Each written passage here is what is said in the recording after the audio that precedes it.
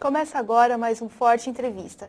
E no programa de hoje nós vamos falar sobre mitos e verdades sobre o aquecimento global, com Ricardo Felício, bacharel e mestre em meteorologia pela Universidade de São Paulo e pelo Instituto de Pesquisas Espaciais, respectivamente com pesquisas desenvolvidas na Antártida, onde já esteve por 2 temporadas. É doutor em climatologia pela USP, onde atualmente é professor.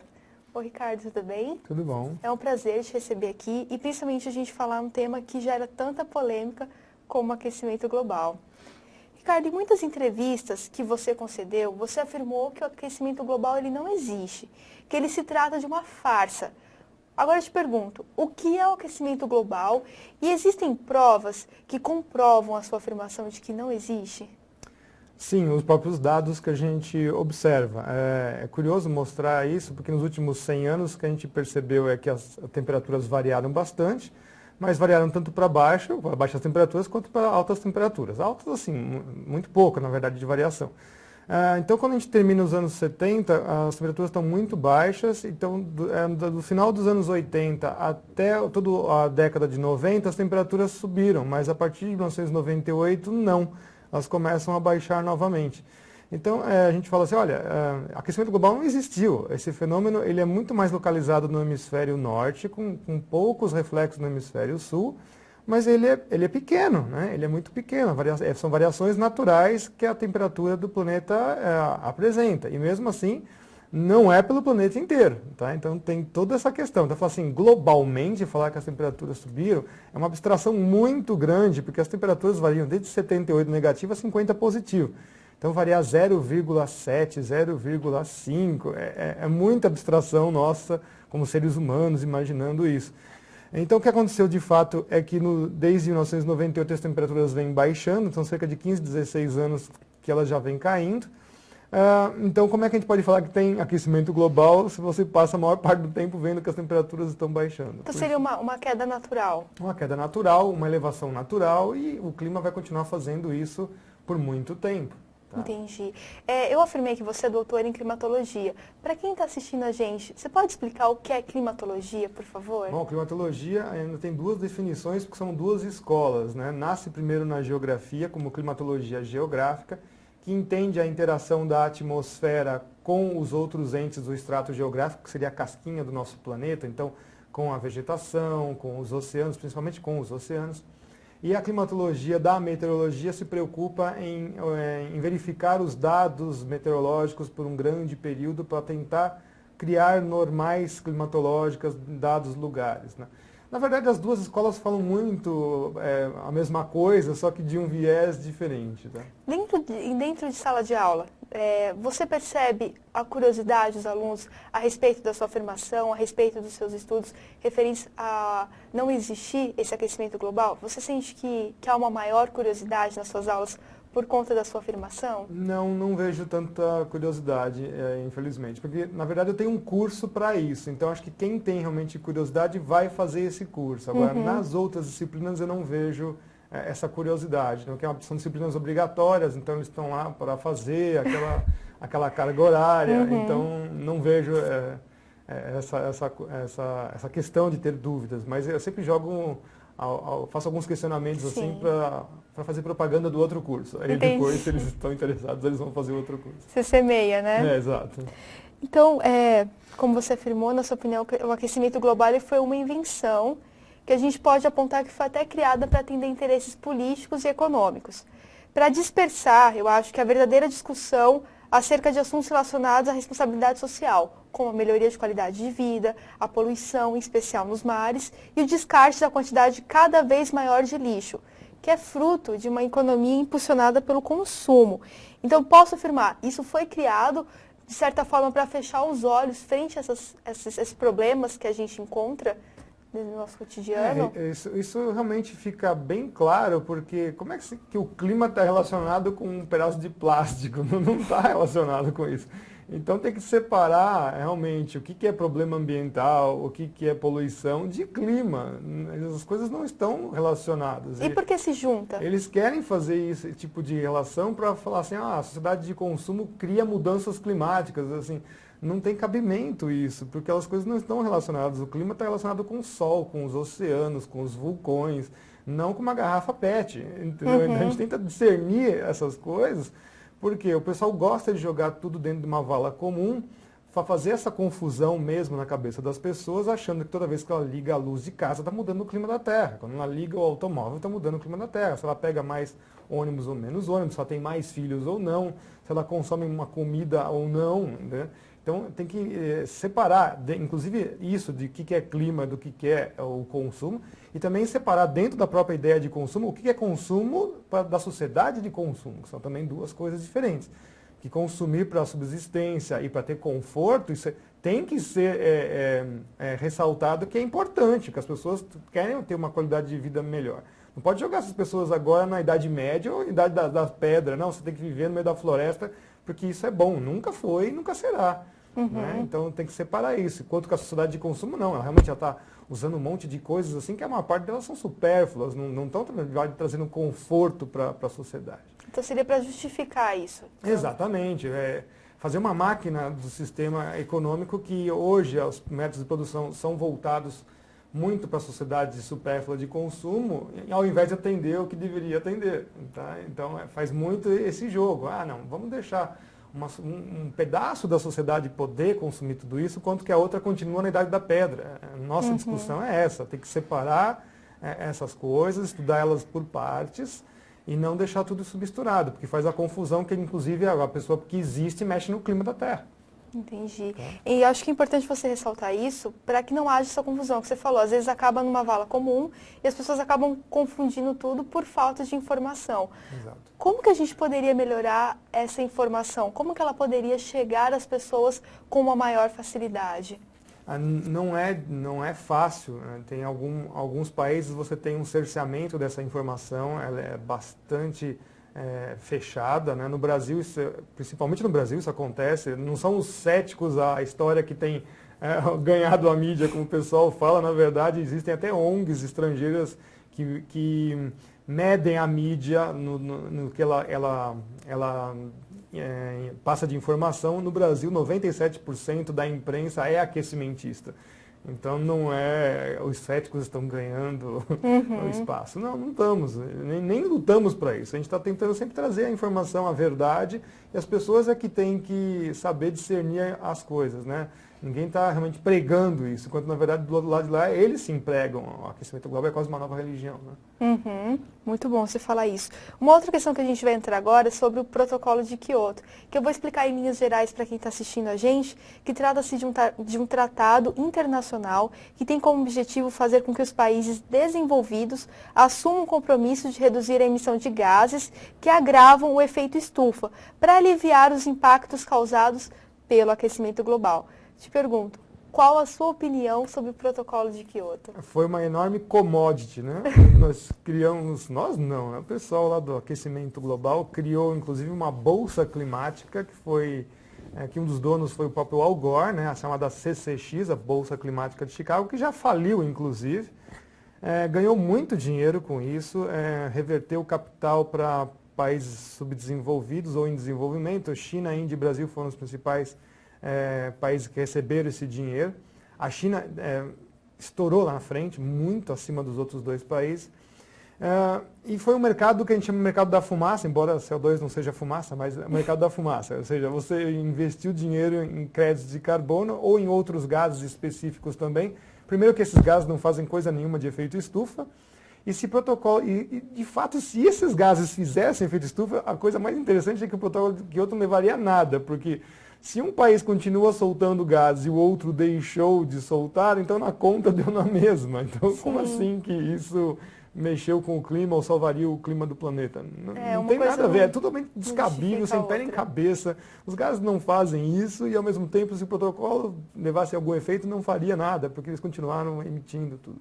Mas se os gases não fazem isso, por que foi estabelecido? O que deu base para esse protocolo ele continuar, ele ter tido, sei lá, o trabalho, a função que ele teve dentro dos países? Essa discussão de efeito estufa no planeta Terra tem uns 200 anos, essa história já. Na verdade, coisa de mudança climática pelo homem tem mais de 3.000, que eu gosto de falar sempre nas entrevistas. Mas assim, só do negócio do efeito estufa, era uma coisa que vinha entre aspas, daqui a pouco sumiu, as aspas virou uma entidade religiosa, né? Foi feita uma alusão a um efeito da casinha de vidro, né, que é a casinha que parece realmente a estufa, onde você controla a dinâmica de fluidos, e na Terra você não faz esse efeito. Na verdade, a atmosfera da Terra, a Terra esfria a Terra, protege a Terra da energia que vem do Sol. Então ela atua de uma maneira seletiva, ela tira as energias que são muito intensas e chega mais no visível, um pouco de infravermelho, um pouco de ultravioleta na superfície. Então, se você fosse realmente ver quanto que chega de energia no espaço e quanto que chega na superfície da Terra, vem bem menos para a superfície da Terra. Depois esses gases ficam aquecidos, então você tem todo um turbilhonamento da atmosfera, você tem vapor de água, então tem muita água na atmosfera que também maneja essa energia de maneira assim colossal. A quantidade de energia, de fluxo de massa e energia é imensa na atmosfera. Enquanto que eles falam só do balanço de radiação. Que é a energia que entra solar e a energia que sai do planeta por infravermelho. Desculpa, isso daqui é um conjunto muito pequeno. Não é isso, porque isso tudo acontece na velocidade da luz e, portanto, se fosse isso, então a Terra receberia radiação e depois emitiria radiação de infravermelho e resfriaria absurdamente, como é a Lua quando não tem Sol. E isso não acontece porque nós temos uma atmosfera que tem todo um atraso de perda de energia por causa de turbilhonamento, por causa de ser um gás que está aquecido e tudo mais. Não interessa qual é a constituição desses gases, a variação é ínfima perante a isso. Aí o pessoal gosta de usar o exemplo de Vênus. Mas Vênus é tudo CO2 e por isso que é super quente. Não, primeiro que não é coisa nenhuma. Ele é, inclusive, relativamente mais frio, se você pegar na mesma pressão atmosférica. Por quê? Mas porque você chega na superfície de Vênus e vê lá 490 graus, 480 graus, e atribui isso aos gases chamados de efeito estufa. E não é a pressão dos gases que é 90 vezes mais intensa que da Terra. Se você vai na mesma altitude, na mesma camada de pressão, que dá mais ou menos a 50 km de altitude em Vênus, a temperatura é de 70 graus Celsius, que é relativamente igual a um deserto da Terra. Imagino que Vênus vai estar próximo. E quando a gente faz uma regrinha bem simples de 3, vê que é mais frio. Então, não é por causa de CO2. Sim. É por causa de pressão dos gases. Muito bom esclarecer isso. Então, eu te pergunto, se de fato existisse esse efeito estufa, quais seriam as consequências? Pois é, como é uma coisa que não existe, não adianta você mudar a Não tem como constituição dos mensurar gases. isso? Já foi medido isso há mais de 100 anos. O professor Robert Wood ele fez experimentos com gás carbônico, com telas de cristal de quartzo que não retém nada de radiação infravermelha e viu que não tinha como você gerar mais energia dentro desse sistema. Então isso já foi provado há mais de 100 anos atrás. Em experimentos laboratórios, que a gente ainda fala assim que nem sequer é muito eficiente, porque você tem tudo sob controle. A atmosfera não é um laboratório. Sim. Então tem às vezes alguns experimentos da internet que a pessoa joga lá, põe uma lâmpada, põe gás CO2 lá dentro, mas gerado com água junto e mostra, olha como esquenta. Pô, não esquenta, você está pondo vapor de água junto. O vapor de água realmente absorve muita radiação infravermelha. Não é o CO2 que faz isso. Sim, acho que é importante você falar da questão da internet, porque a gente tem muito conteúdo disponível. Então, acho que fica até difícil, às vezes, a gente mensurar o que, de fato, deve ser compreendido e o que deve ser descartado.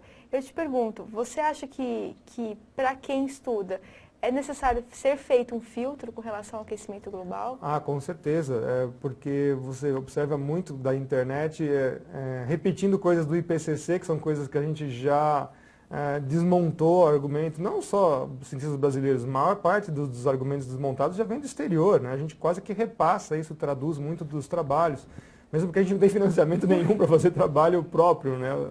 É muito minguado esse dinheiro e às vezes a gente usa recursos próprios mesmo. Então tem que realmente separar muito isso, tem que entender que a atmosfera da Terra é uma coisa muito mais complexa do que experimentos de laboratório, do que simples equações, né? Então todas essas apresentações são formas que reduzem muito a ideia do que é a atmosfera, né? Então não dá para aceitar isso, a coisa é muito mais complexa do que parece. Entendi. Eu te pergunto agora, quero saber, Ricardo, qual o papel do gás carbônico na atmosfera? Qual a sua atuação para a existência da vida e como que ele é produzido? Isso é muito bom, porque as pessoas pensam que o CO2 está sempre explodindo na atmosfera. Sim. Nada disso, ele é extremamente tênue na atmosfera, fica numa faixa de 0,033 a 0,035, E agora eles estão fazendo um estardalhaço porque acham que chegou a 0,040, quando na verdade nos últimos 200 anos já passou disso várias vezes e o IPCC omite essa informação, ele omite mesmo. Então não tem nenhum problema quanto a isso, a concentração é mínima. Na verdade, a Terra está passando por uma das concentrações mais baixas, já teve 10 vezes o que teve agora, e aí a Terra virou um picolé, uma bola de sorvete, portanto ele não faz nada disso, de segurar a energia. E a principal função dele realmente as plantas precisam de CO2, né? E as plantas necessitando de CO2 para fazer fotossíntese, para criar comida, são o início de todo o ciclo de vida do nosso planeta, né? Os fitoplâncton também dentro dos oceanos, o principal papel deles é consumir esse CO2.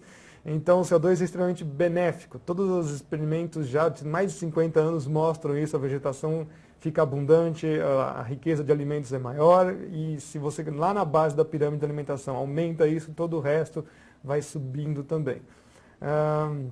Ele é formado por respiração, por queimas, né? Então são vários fatores, saem pelos vulcões também. A nossa participação nisso é ridiculamente pequena, nós estamos em cerca de 5 ordens de grandeza menor do que qualquer estimativa feita por aí. Então, todos os outros fenômenos naturais, insetos emitem mais CO2 que seres humanos. Ou seja, não traz malefícios, não, né? Nenhum. Muito bom. É correto afirmar que o desmatamento, ele modifica o clima local e global? Tem que tomar cuidado com essa afirmação, porque o clima é constituído de vários fatores, um deles também é a cobertura da superfície, pode ser vegetal ou pode ser rochosa, enfim. Ele altera alguns parâmetros do clima, mas não todos. Eu vou dar um exemplo que tem que ficar bem claro para as pessoas. Eu cortei a árvore e muda a chuva. Não vai mudar a chuva.